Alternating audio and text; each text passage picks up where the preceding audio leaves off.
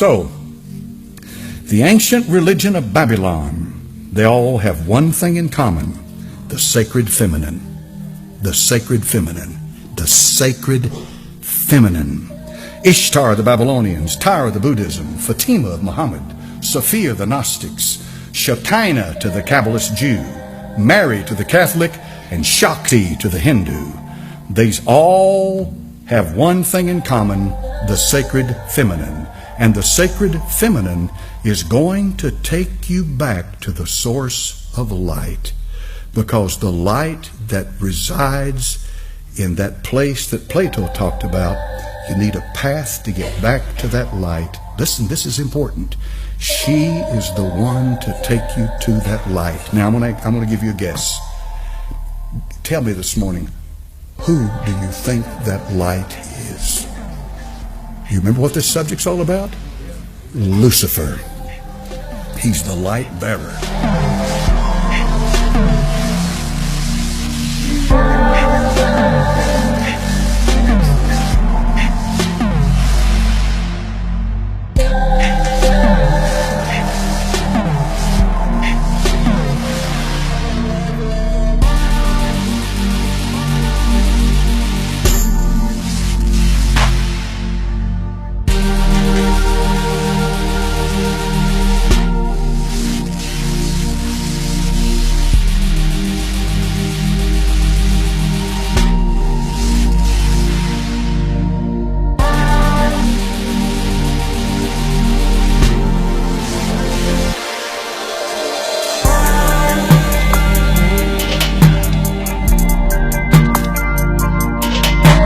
She is the one to take you to that light.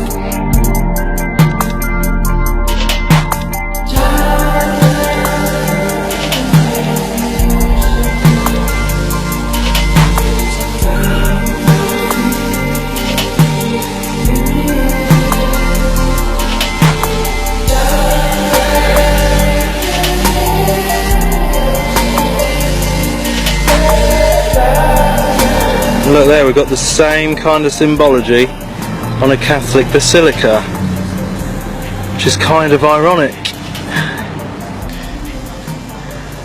I'm here today at Washington DC with this big shrine to the Catholic Church here of the Immaculate Conception, to have a deeper look at what it's all about. What an eerie place.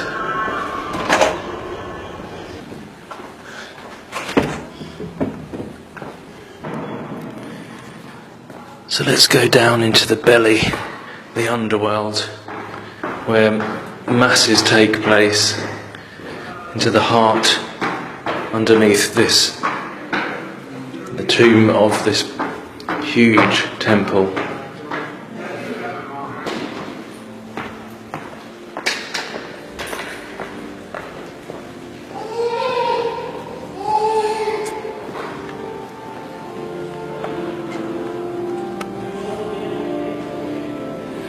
I mean, we're underground right now.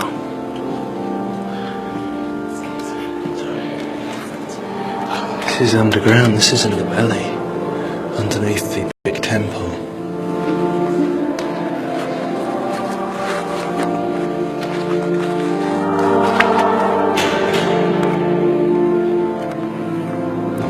So much symbology in here.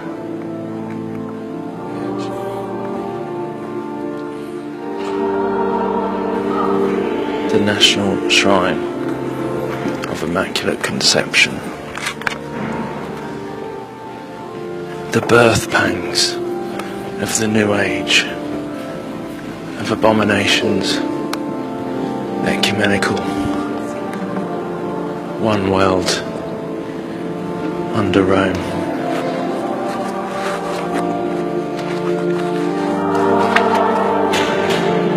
It's like an expensive hotel. One of those 5-star ones in Vegas.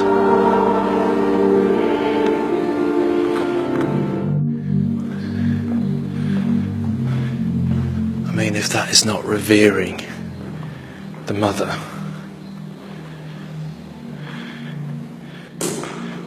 Europa. And look at him, I mean, he's bowing. I've heard so many say they don't revere Mary in that way, the false Mary.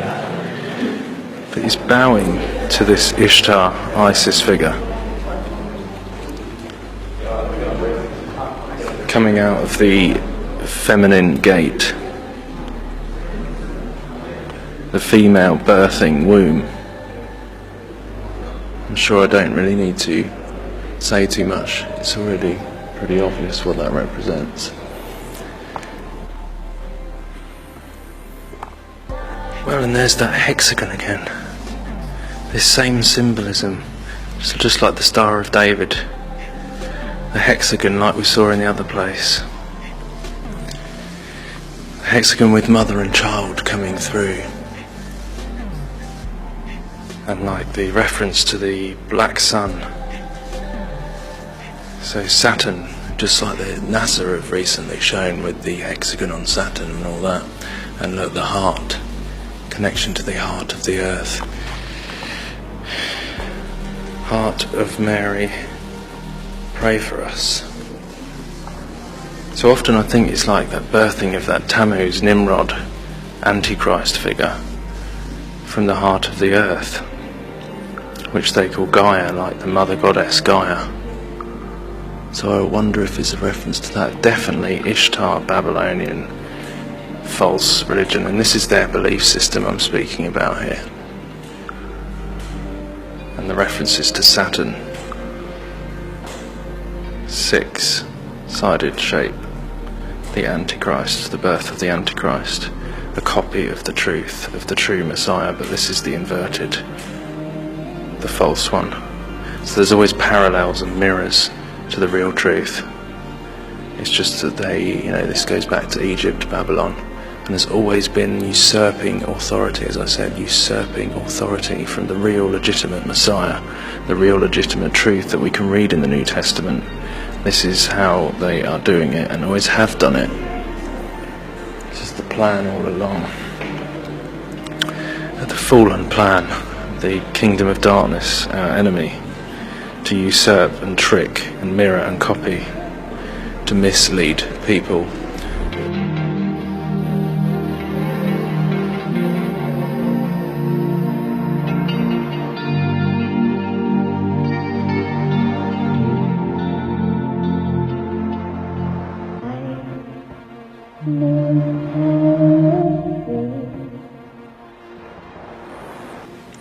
Look, pillars and archways, all the same designs as the other places, and she's sitting on a foundation stone there, behind these pillars where the veil would be, like in the Holy of Holies again, same representation, the Mother Goddess, Semiramis, Diana and Child, the false Mary.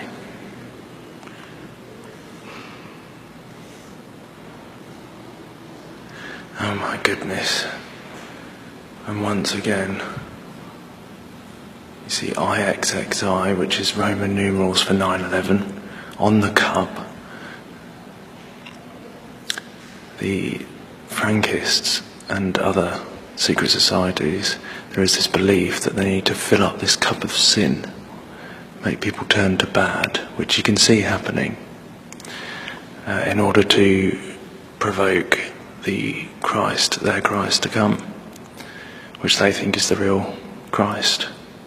But that's their belief. They believe they need to fill up this cup of filth, this cup of abomination, as we're told about in the Bible, that will happen. The cup of abominations that will bring judgment upon the world. But they believe that they're going to get this Christ is going to come. But we know it's the Antichrist. It's Nimrod from the days of the Tower of Babel. And this cup of abominations.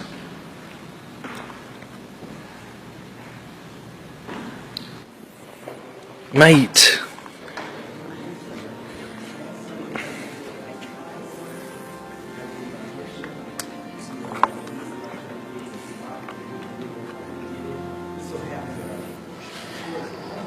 You know, even I've heard Catholics say that this Pope is very different from any other.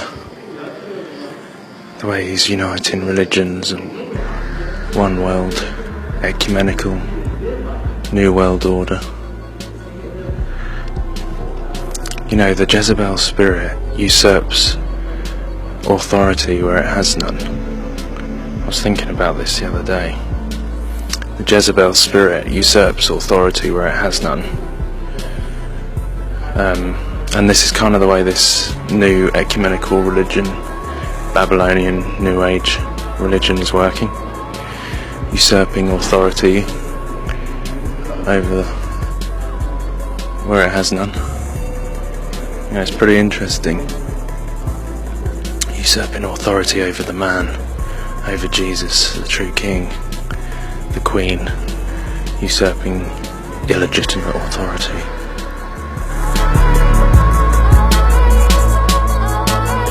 She is the one to take you to that light. Who do you think that light is? Lucifer.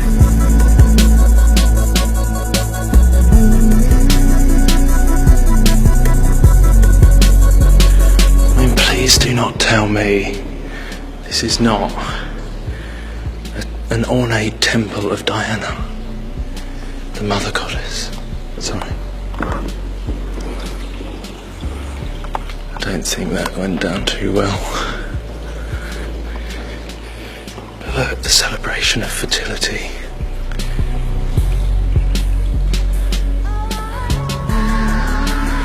The birth of Tammuz.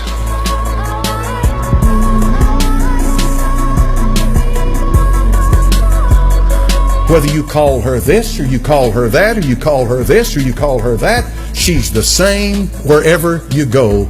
She is the Mother of God. She's the universal life force. Satan is very good at accommodating whatever culture, whatever age, whatever clime you happen to be in. Make a difference to him. He's very good at accommodating it. What I simply mean by that is he'll make you feel comfortable wherever you live in accepting his religion.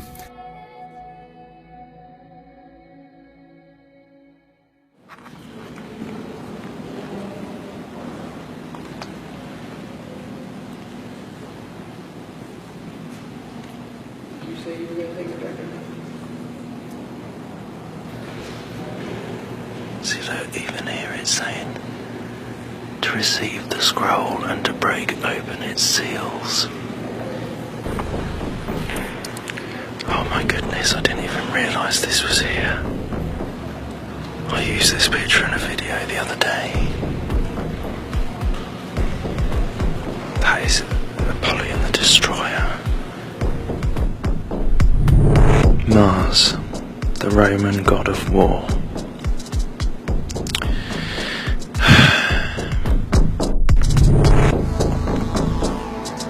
And we've got that same representation of the Holy of Holies type thing, and him raising out of it Apollyon the Destroyer, the Antichrist. That is not Jesus. I don't think it takes much to work out that that's not Jesus.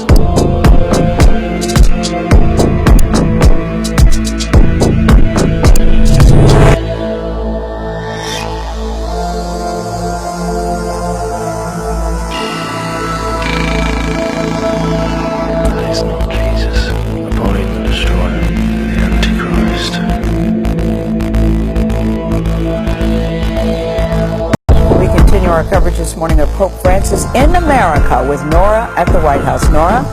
Thank you, Gail. You know, Pope Francis is also going to celebrate his first Mass in the United States, and that is at the Basilica of the National Shrine of the Immaculate Conception. Now, he is the third Pope to visit the Basilica that is on the Catholic University of America campus. And Chip Reed is there to show us what to expect this afternoon. Chip, good morning. Well, good morning. You know, around here, most people simply call it the Shrine, and it is a beautiful building. It is the largest Roman Catholic church in America. In fact, they're expecting about 25,000 people here this afternoon to see and hear the Pope celebrate Mass.